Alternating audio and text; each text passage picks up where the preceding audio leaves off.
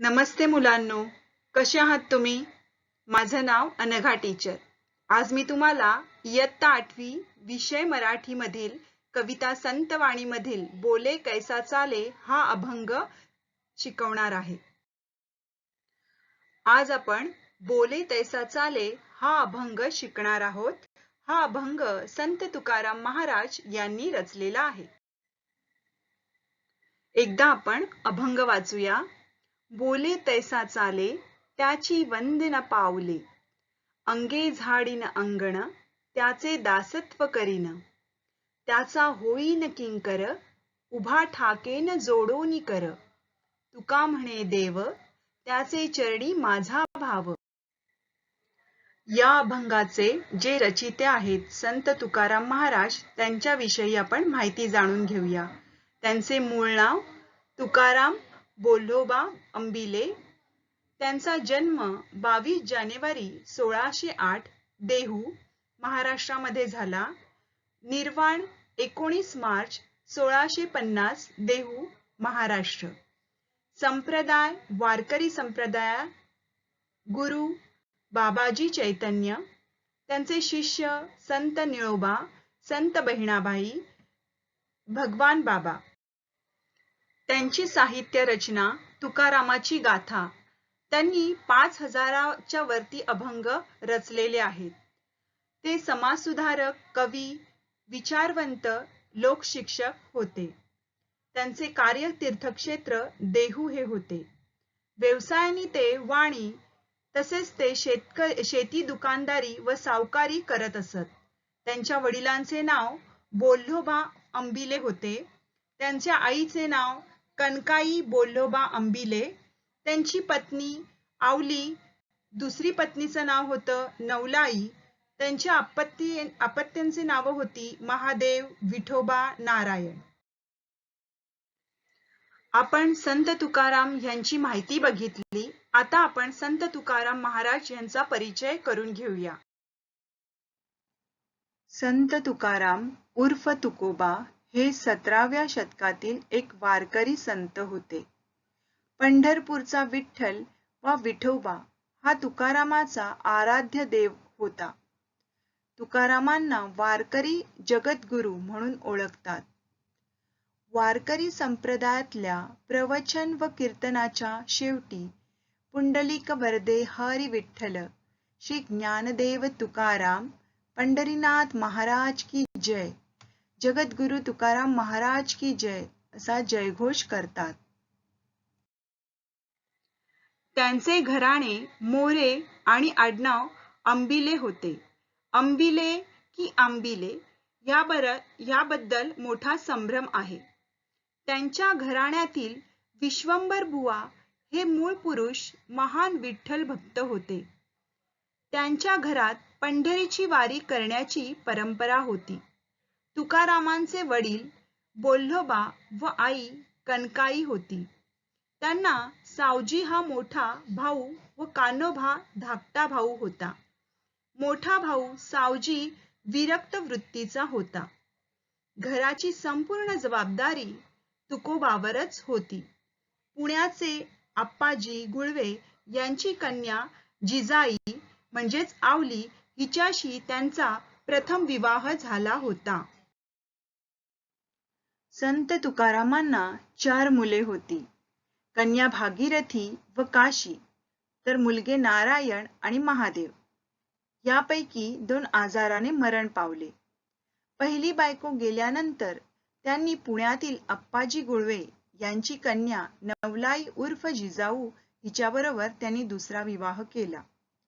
ती स्वभावाने खाष्ट होती, परंतु सती सावित्रीसारखी पतिव्रता होती.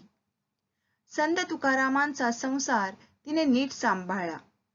त्यांची विरक्ती सांभाळली. संत तुकाराम महाराज भंडारा डोंगरावर आत्मचिंतनासाठी 13 दिवस बसले. ईश्वराची करुणा भाकत चिंतन केले. त्यावेळी त्यांची सर्व देखभाल जिजाऊने केली. तुकोबांना त्यांच्या प्रापंचिक जीवनात विपत्तीचे तडाखे सहन करावे लागले. अनेक प्रापंचिक दुःखे भोगावी लागली. ते 17-18 वर्षाचे असताना त्यांचे आई वडील मरण पावले. मोठा भाऊ तीर्थाटनाला निघून गेला. भयंकर दुष्काळाचा त्यांना सामना करावा लागला. संतू नावाचा त्यांचा मोठा मुलगा दुष्काळातच गेला. गुरेढोरेही गेली. महाजनकी बुडाली. मन उदास झाले. संसारात विरक्ती आली. या परिस्थितीत त्यांनी श्री विठ्ठलावरची आपली परमभक्ती कायम ठेवत देहू गावाजवळील भंडारा डोंगरावर उपासना चालू केली. चिरंतनाचा शाश्वताचा शोध घेत असताना त्यांना साक्षात्कार झाला. तेथेच परब्रह्म स्वरूप श्री विठ्ठल त्यांना भेटला असे मानले जाते. तुकारामांचा सावकारीचा परंपरागत व्यवसाय होता. परंतु एकदा दुष्काळ पडला असता त्यांनी सर्व कुळांना त्यांच्या सावकारीच्या पाशातून मुक्त केले. जमिनीची गहाणवटीची कागदपत्रे इंद्रायणी नदीत टाकून दिली. पुढे प्रवचने कीर्तने करताना तुकारामांना अभंगाची रचना स्फुरू लागली. सुदुंबरे गावातील त्यांचा बालपणीचा मित्र संताजी जगनाडे यांनी तुकारामांचे अभंग कागदावर उतरवून घेण्याचे काम केले. देहू गावातील मंबाजी नामक बुवाने तुकारामांना खूप त्रास दिला. परंतु तुकारामाच्या पत्नी आवलीने मंबाजींना बदलण्याचा प्रयत्न केला व मंबाजी पळून गेला. पण नंतर तुकारामांचा आध्यात्मिक अधिकार ओळखून त्यानेही त्यांचे शिष्यत्व पत्कारले. समाजातील काही विकृत विकारांच्या लोकांनी संत तुकारामांना वेडा ठरविण्याचा प्रयत्न केला. अनेक कट कारस्थाने रचली. त्यातून तुकाराम सही सलामत सुटले. पुण्याजवळील वाघोली गावातील रामेश्वर भट यांनी तुकारामांना संस्कृत भाषेतील वेदांचा अर्थ प्राकृत भाषेत सांगितल्यावरून त्यांना त्यांच्या अभंगाच्या गाथा इंद्रायणी नदीत बुडवून टाकण्याची शिक्षा दिली.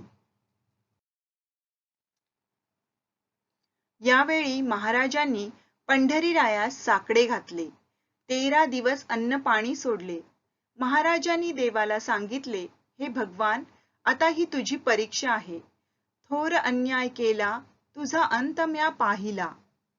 यानंतर तुकोबारायांच्या गाथा इंद्रायणी नदीवर तरंगू लागल्या असे मानले जाते. आता पाहूया संत तुकाराम महाराज आणि त्यांचे अभंग.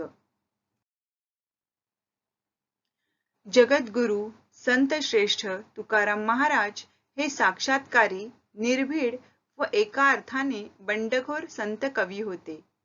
विशिष्ट वर्गाची पारंपरिक मक्तेदारी असलेला वेदांत तुकोबांच्या अभंगवाणीतून सामान्य जनांपर्यंत प्रवाहित झाला.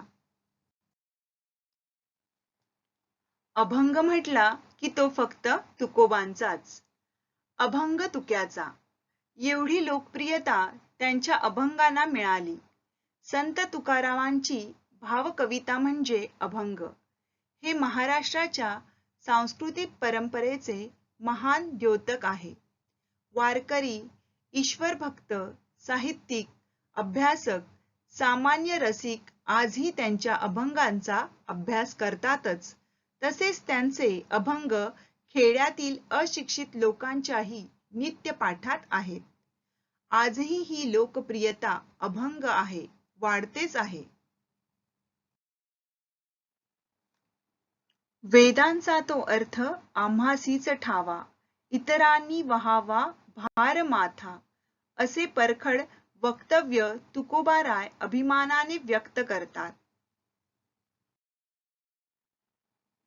तुका तरी सहज बोले वाणी, त्याचे घरी वेदांत वाहे पाणी. भक्ती, ज्ञान, वैराग्य याने ओथंबलेली संत तुकारामांची अभंगवाणी परब्रह्माच्या अद्वैताची मनोमन पूजा बांधते. आम्हा घरी धन शब्दांचीच रत्ने, शब्दांचीच शस्त्रे, यत्न करू असे म्हणत शब्दांवर प्रभुत्व राखत त्यांनी तत्कालीन समाजाला मार्गदर्शन केले. जातीभेदावर टीका केली. श्री विठ्ठलावरची भक्ती प्रकट केली. अध्यात्माचे सार सांगितले. आता पाहूया संत तुकाराम महाराजांचे काही प्रसिद्ध अभंग. प्रल्हादा कारणे नरसिंह जालासी, त्याची या बोलासी सत्य केले. राम कृष्ण गोविंद नारायण हरी, गर्जे राजद्वारी भक्तराज. विठ्ठल माधव मुकुंद केशव, तेणे दैत्यराव दचकला. तुका म्हणे तया कारणे सगुण, भक्तांचे वचन सत्य केले. सुंदर ते ध्यान उभे विटेवरी, करकटावरी ठेवूनिया. तुळसी हार गळा कासे पितांबर, आवडे निरंतर तेची रूप. वाटीभर विष दिले प्रल्हादासी, निर्भय मानसी तुझ्या बळे. भोगता नारायण केले ते प्राशन, प्रतापे जीवन झाले तुझ्या. नामाच्या चिंतने विषाचे ते आप, जाहाले देखत नारायणा. तुका म्हणे ऐसे तुझे बडीवार, सीणला फणीवर वर्णवेना. काय तुझे उपकार पांडुरंगा, सांगू मी या जगा माझी आता. जतन हे माझे करोनी संचित, नामाचे सामर्थ्य कारे दवडीसी. कारे विसरसी पवाडे हे, खणखणा हाणती खर्ग प्रल्हादासी. न रूपे अंगासी किंचितही.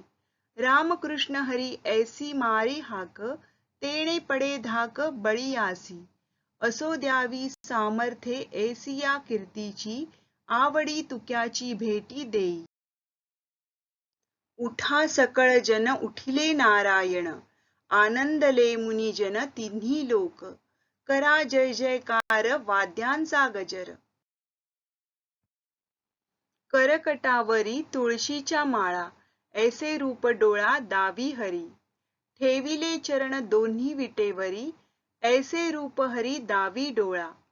कटी पितांबर कास मिरवली, दाखवी वहिली ऐसी मूर्ती.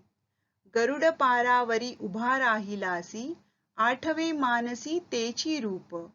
झुरोनी पांजरा होऊ पाहे आता, येई पंढरीनाथा भेटावया. तुका म्हणे माझी पुरवावी आस, विनंती उदास करू नये.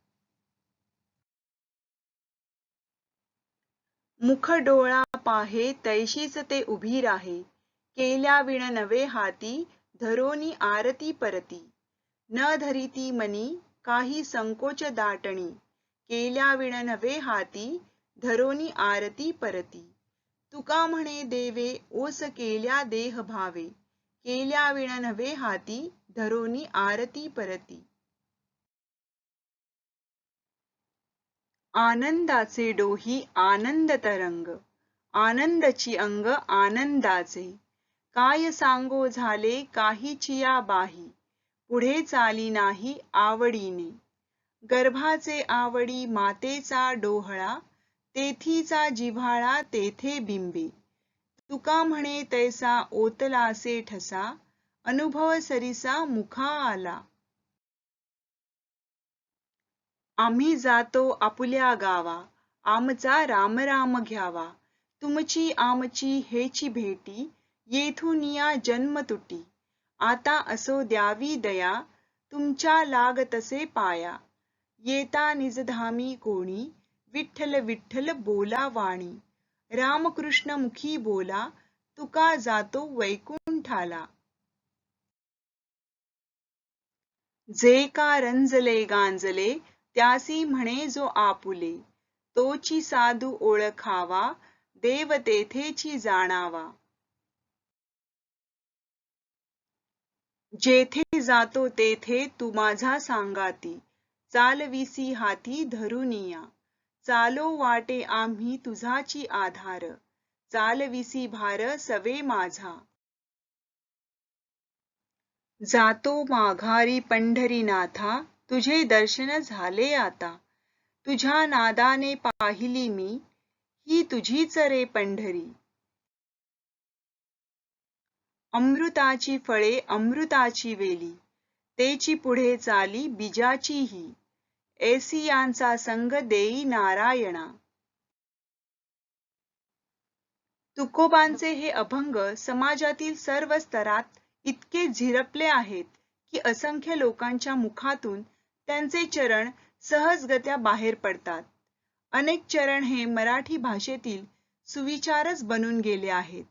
अवघ्या 41 वर्षाच्या आयुष्यात त्यांनी सुमारे 5000 अभंगाची रचना केली. प्रत्येक क्षण त्यांनी भक्तीने व नामसंकीर्तनाने जागविला.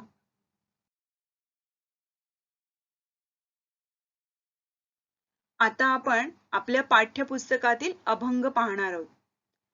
बोले तैसा चाले, त्याची वंदिन पाऊले, अंगे झाडीन अंगण, त्याचे दासत्व करीन, त्याचा होईन किंकर, उभा ठाकीन जोडोनी कर, तुका म्हणे देव, त्याचे चरणी माझा भाव.